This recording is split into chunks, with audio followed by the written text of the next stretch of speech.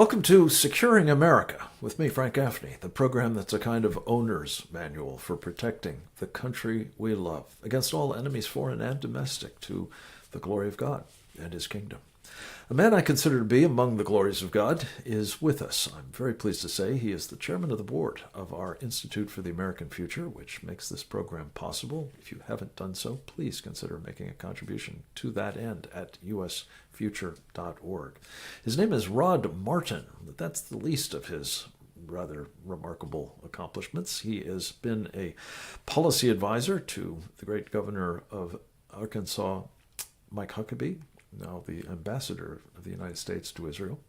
He has been a founding participant in the PayPal mafia. He has been a serial entrepreneur. He has been a leader of the Southern Baptist Conference. He has been, among other things, the proprietor of and an incredibly prolific producer at the Rod Martin Report. You can find it, subscribe to it, partake of it at rodmartin.org. We're always delighted to have him with us, which he does faithfully each week. Rod Martin, welcome back. It's great to have you, my friend.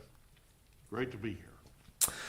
Well, there's a war on, Rod, and you have been talking about it on this program from time to time and elsewhere, and I wanted to sort of get your latest take on yet another ceasefire, this one in Lebanon, extended for at least 3 weeks, as we understand it. The president has sort of created an open-ended one in the Gulf, vis-a-vis Iran itself. You've talked about this as conducive to the fall of the regime in Tehran. Explain why that is. Well, we've been talking about exactly that since well before there was a war. And that's the thing. And I've said it consistently. The president was morally outraged by the slaughter of 42,000 innocent peaceful protesters in the streets of Iran. And you could tell because he had multiple posts immediately following that, the most significant of which was "Help is on the way!" exclamation point.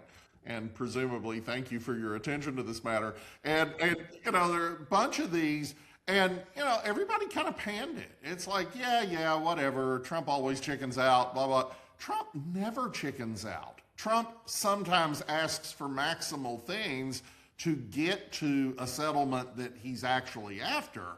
But chickens out, that has not been his track record. So sure enough, they went to war exactly as I said they would. And now we're in this ceasefire, and people, I think, are misapprehending it. Because, of course, if you're an Iranian, you're especially, and by Iranian I mean not the mullahs, the 93 million Iranians who want a better future. This is disappointing. This looks like they're negotiating to some kind of settlement with the mullahs. I don't think that's really what's happening. First of all, the mullahs aren't in power anymore. I mean, the truth is the IRGC has taken over. So to the degree that you have a power center in Tehran at the moment, it's pretty much with the IRGC. But the mosaic... And that, of course, is the Iranian Revolutionary Guard Corps, the sort of security apparatus that kept the mullahs in power for a long time.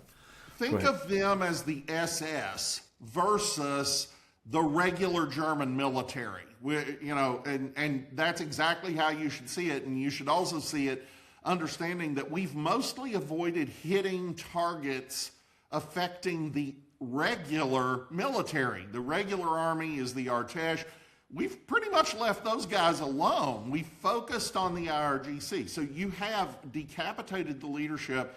You have a handful of the leaders from before the war who are still alive. We know exactly where they are. We can kill them when we want.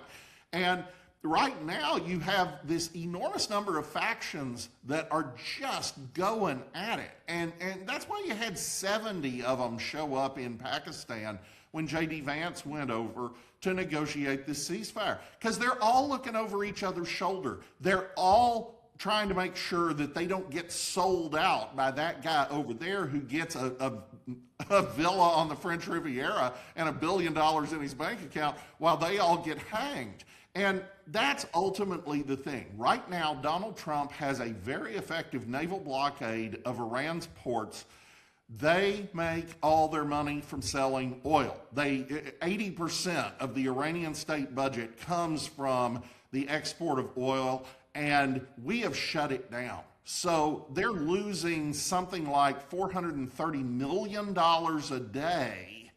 They can't possibly sustain that.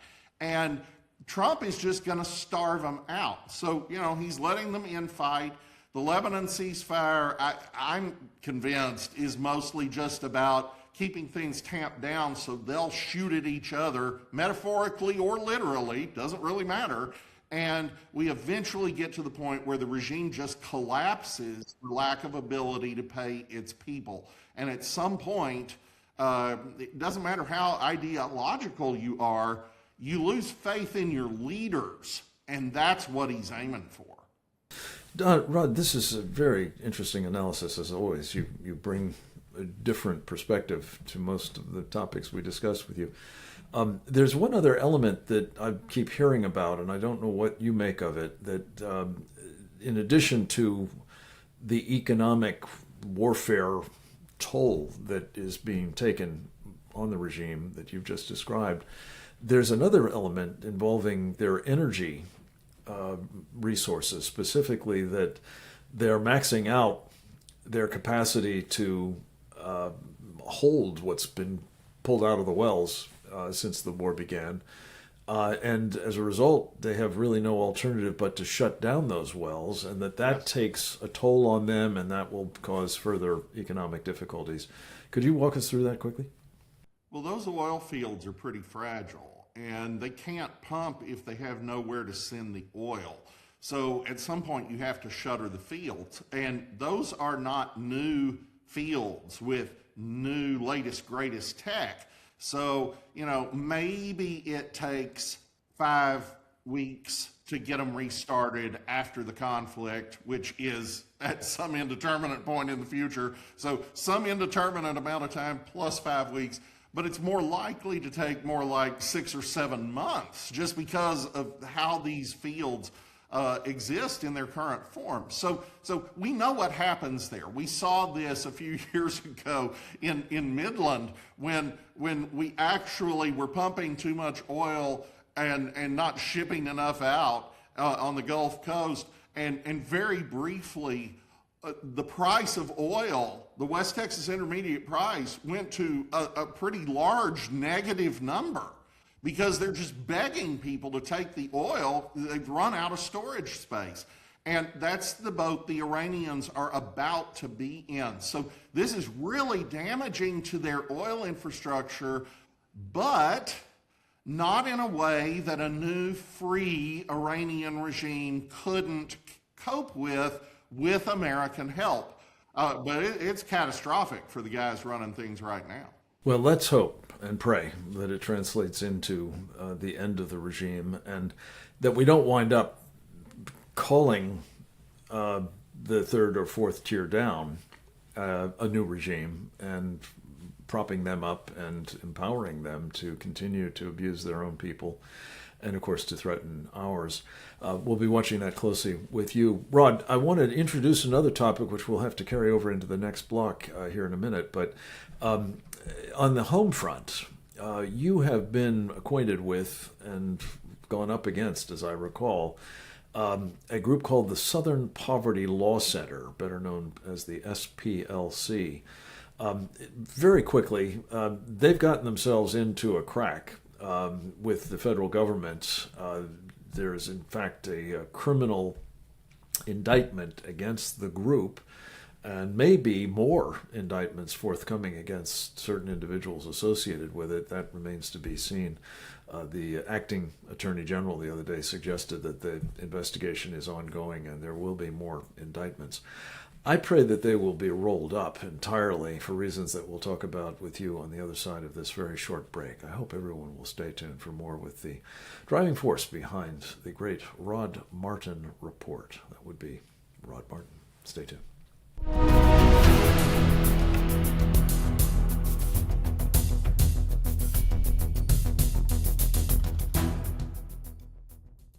We're back, and so is Rod Martin. a great friend of mine and this program, and a powerful contributor to the public policy debate through the Rod Martin Report. You can subscribe and otherwise follow it at rodmartin.org.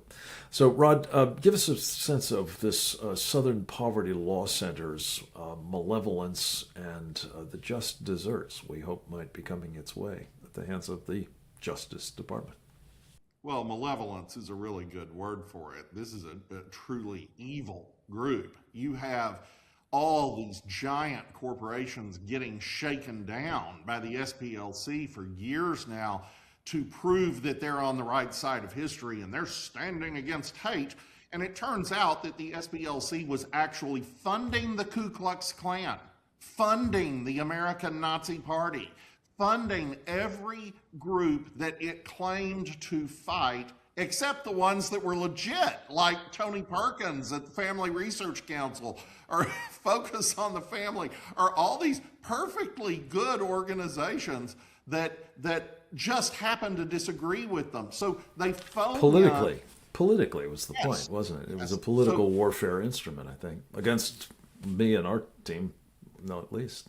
Yeah, so they pulled a Jussie Smollett on a national level. You know, this Unite the Right rally in Charlottesville that Joe Biden says he ran against Donald Trump because of that. Well, bunk. I mean, first of all, that's not true. And Trump didn't say what the Democrat media claimed he said. But wait, it's worse than that. It turns out the SPLC funded the entire thing.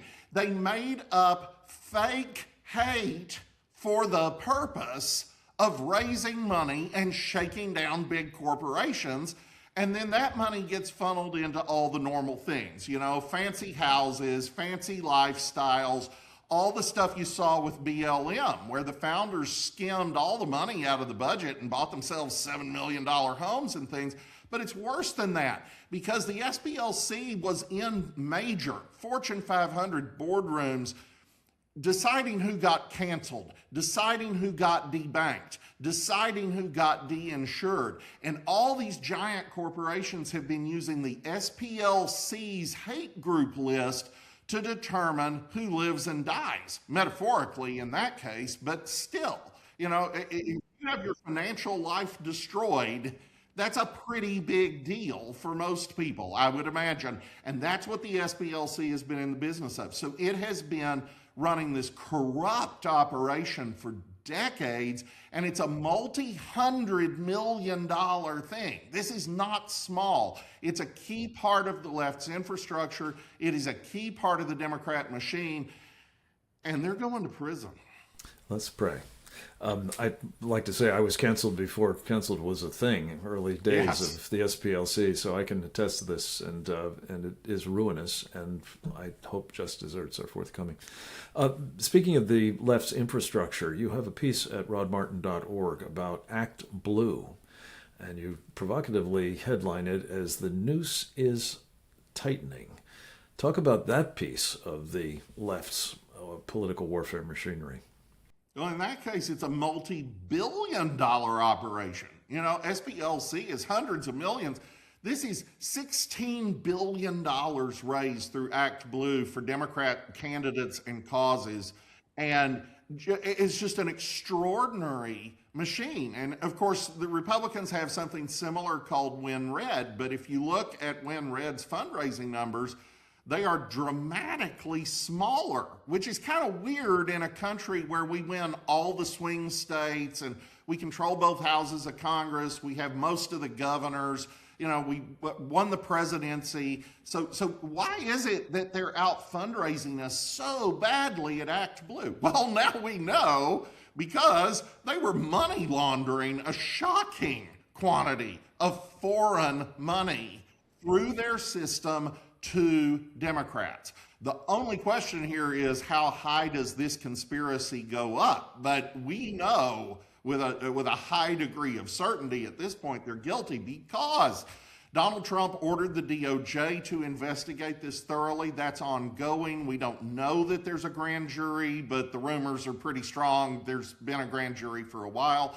Part of what it's waiting for is this interim House investigative report that has been conducted by 3 different House committees. They've taken a ton of evidence, even from ActBlue's top leadership, who showed up and, by the way, took the fifth 146 times. 146 times. Turns out their entire legal team and compliance team quit because of the lax standards, which they knew were resulting in fraud. And it was so bad, they weren't even taking CCVs online. They weren't doing any of the normal anti-fraud stuff that an Etsy merchant would have, or an eBay seller. And this is a highly regulated area. This is hard money. You actually have to have higher standards. They had none. Let me just say, just the starting proposition that you're taking foreign money to spend in U.S. federal elections, that's a felony offense the last time I checked, is it not? It kind of sounds like foreign election interference, It doesn't sure it? does. It sure does, with sounds like something complicitous activity on the part of an American operation, nominally. Rod, we could go on that, but I did want to pivot to one last thing before we run out of time with you. You have featured prominently on your rodmartin.org site an article not written by you, but 2 of your guest authors, about the Trump-class battleship. It's particularly timely because this was just rolled out, the design, the concept, the proposition that this is what we need a bunch of. As the Secretary of the Navy, John Phelan, was shown the door. Give us your take on both the importance of this particular class of vessels and the likelihood it ever sees the water.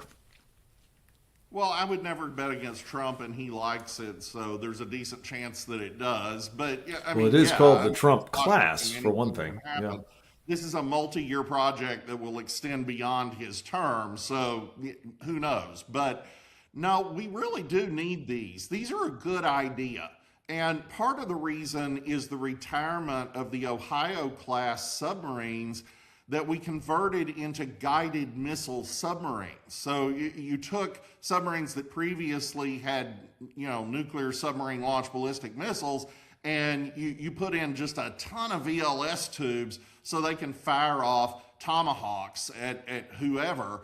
And the number of tubes is just extraordinary. Now, why does that matter? Well, because you only have so many hulls in our Navy, and they only carry so many VLS cylinders. And so this is a need. We need more of them. These Trump-class battleships would carry a shocking number, like 128 of them. And so you replace that older capacity that's going away, but you do it with a large surface combatant that has a power plant designed for the oncoming railgun and laser technology that's gonna dominate the middle of the century. And so these things can be tremendous additions to carrier strike groups.